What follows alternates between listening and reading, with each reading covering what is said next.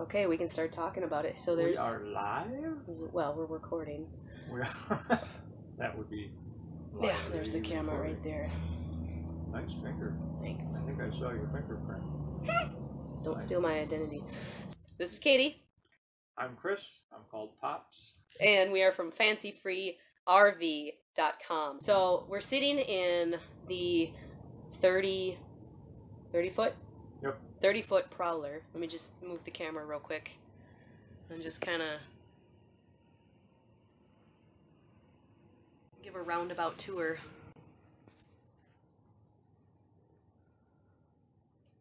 So basically that's it. This is the show model.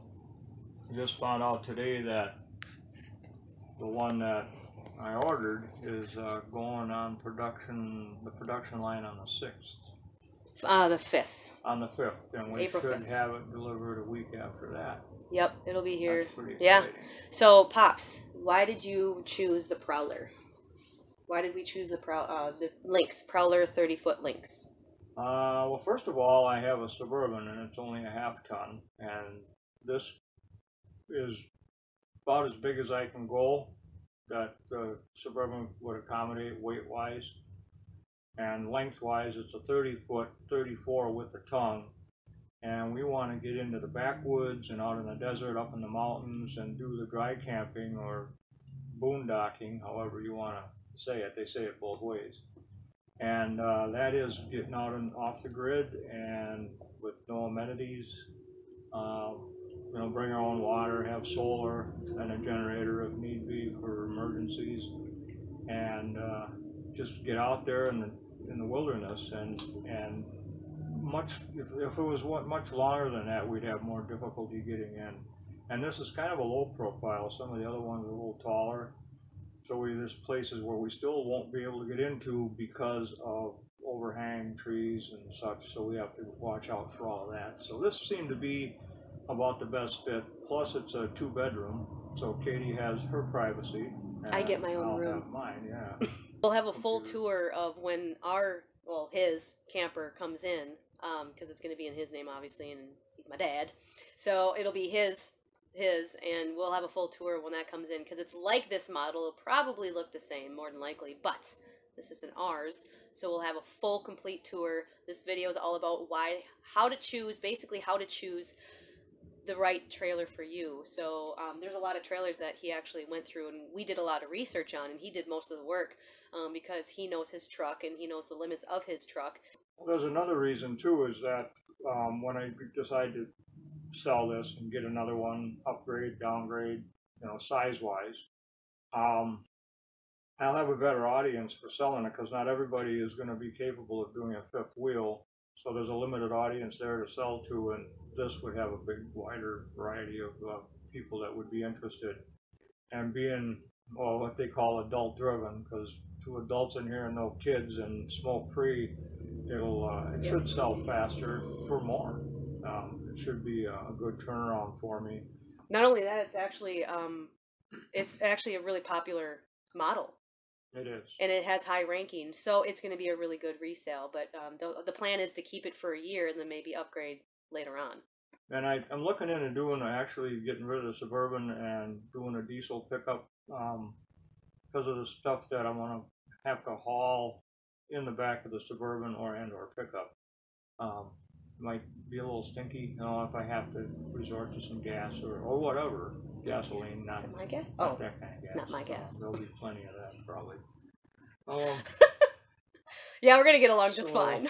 Going up into the mountains, and we're going to be doing mountains and desert and all that stuff, and diesels seem to stay cooler, and the trannies stay cooler, and diesels have more torque and more pull, and it just seems to make more sense. And getting rid of the Suburban now, while it's still in better shape than it would be if I used it for a year or even 6 months and beat the snot out of it going into the mountains, I'm afraid that it wouldn't be worth much value to anybody. So I'm going to be looking into that too very soon. Right. So if you are actually just hemming and hawing between what kind of trailer you want to get, definitely go to your vehicle and you have to start with that. Find out what your limit is on your vehicle as far as the tongue weight and how much you can pull, and you can go from there. Storage wise, this thing it only has one pass through storage that's underneath the front bedroom, and that's the only outside storage there is. And a lot of these have that for towables because of the low profile. They're not like fifth wheels that are a higher profile, and you step up higher into them. And same with motorhomes, you have basements, what they call them. And these things don't really have much of that, but there is plenty of storage inside here under the bunks that are in Katie's bedroom, underneath the master bed. That's you can kind of see it over there. And underneath the dinette, underneath the couch that I'm sitting in now, there's inside storage. And so a lot of stuff that we're going to take is going to be in the back of the Suburban or the pickup, whichever I end up with, and I'm sure it's going to be a pickup. I mean, we don't want to have too much stuff because that's just a pain too. I've already been there a lot, too much stuff, and it feels good to get rid of it. And honestly, if you're thinking right now, like, if you're kind of worried about, like, what we did is we kind of went through a list and we're kind of going through our stuff, like, what do we need? And come to find out, like, towards the end of it, you may have too much stuff that you kind of over prepare. So you got to consider that too, because a lot of times, I don't know, I've been to camping before and I've brought stuff that I thought that I would use, and then half of it I didn't use anyway, so I could have like carried less. Or traveling or something like that. Like I learned to wear like the same shirt for like 3 days. You know, no big deal. Just turn it, yeah, whatever. Yeah. Fresh underwear, but not the same shirt. You're out in the breeze.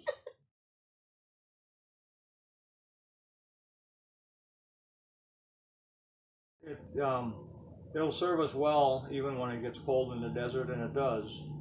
And I'm going to do some mods that's going to help us keep the chill out without having to run the furnace, because again, we're going to be out in the desert or in the mountains or whatever without any plug-in other than solar.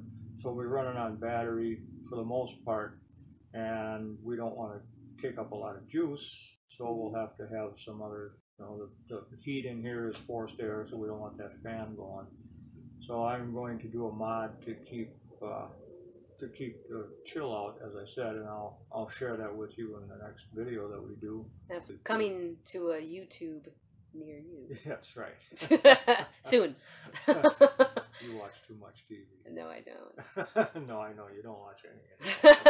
That's great. Yeah. So that's pretty much it. That's the reason why we chose this trailer for the particular truck that he has. So I guess that would be one of the advices that we'd love to give you, is consider the truck that you have, what the restrictions you have or what you can haul, and consider the dry weight, consider how much stuff you're actually going to go put on. It's not like we're going to weigh everything first and then put it on the trailer, but still it's in consideration that once you start piling up and go full time, just remember, this is what I like to say, is that if there's something that I need but I can get at a store, I'll just let the store store it for me until I need it, right? So it's like, if I absolutely need something, we're not going to be like completely, you know, cut off from civilization. We can just go to the store and get it. I haven't shared this with Katie because at the time she wasn't there when I'm thinking some of the stuff that I would know about, being a previous truck driver, professional truck driver.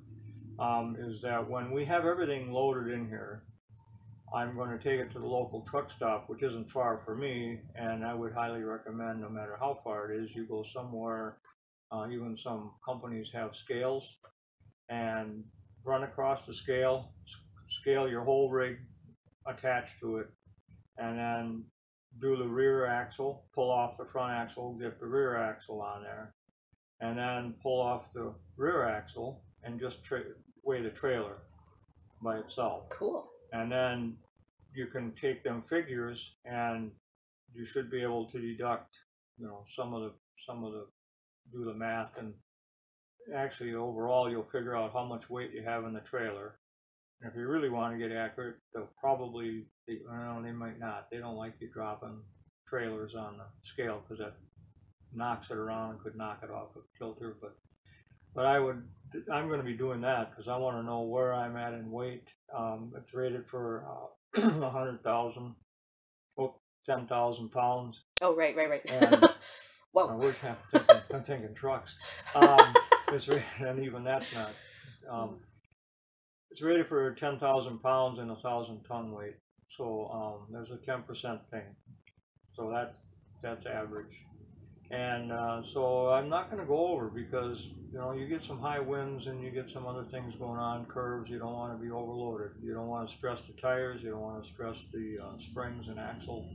So you really want to be sure that you're not over. It's just not worth it. And if you do have an issue and you do overload and the company figures out, if you buy a new one, that is, you're going to void your warranty and you could have issues there too. So, yep. And if you are overloaded, you have too much stuff.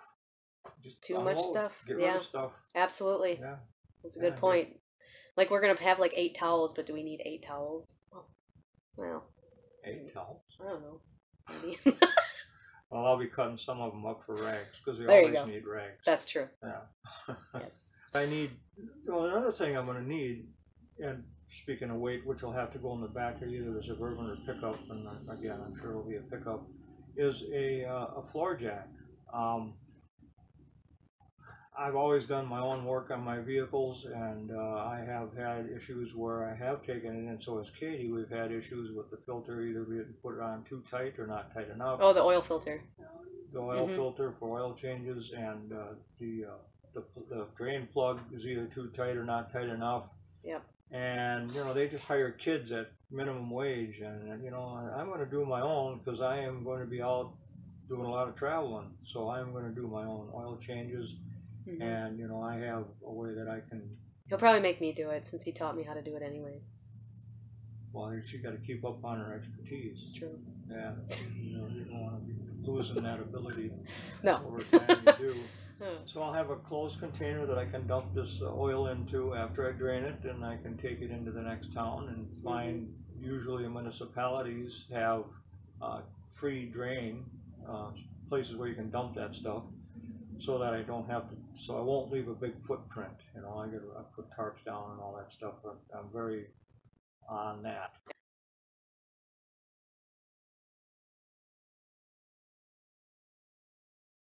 I have to have, well, I don't have to, but I really like peanut butter on my waffles and my pancakes. Subscribe to our channel. And so it might be 2 or 3 minutes. So let's do another intro, and that would be that you say, "Hi, I'm Katie," and I'll say, "Hi, I'm Pops." Oh, that's a really good idea. So then people will know who we are. Well, not take 2, but we can go, "Hey, this what?" My angle is usually staring into the camera and not saying anything. It's creepy. Don't do that. That is creepy. Okay. Hey, this is Katie and Pops. We are Fancy Dash. We're making faces now. I'm making faces now. Watching myself. We are from Fancy Free. Are we gonna say fancyfreerv.com together? Like, so lame. That would be so lame. I love it. So this is Katie. I'm Pops. And we are from fancyfreerv.com. We have a website, and obviously, because I just said it was a .com. Yeah, the tips and tricks are going to be... All right, I think we can call that a wrap. Oh, yeah, wrap. Bye.